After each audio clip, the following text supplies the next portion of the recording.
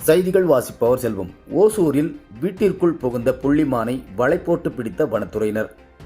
கிருஷ்ணகிரி மாவட்டம் ஓசூர் ராயகோட்டை சாலை new temple land அட்கோ பகுதியில் நேற்று காலை சுற்றித் திரிந்த சுமார் 2 வயது மதிக்கத்தக்க புள்ளிமானை நாய்கள் துரத்தி கடித்துள்ளது.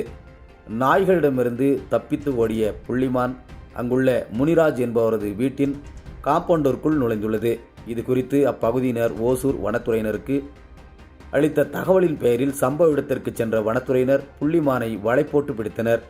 பின்னர் வனத்துறை ஊழியர்கள் புள்ளிமானை வாகனத்தில் ஏற்றி ஓசூர் அருகே உள்ள கோபசந்திரம் பகுதியில் உள்ள வனத்துறை அலுவலகத்துக்கு கொண்டு சென்று காயமடைந்த புள்ளிமானுக்கு அங்கு முதலுதவி சிகிச்சை அளித்து பேரண்டப்பள்ளி வனப்பகுதியில் விடப்போவதாக வனத்துறையினர் தெரிவித்தனர். ஓசூர் செய்தியாளர் செல்வமுடன் ராமச்சந்திரன்.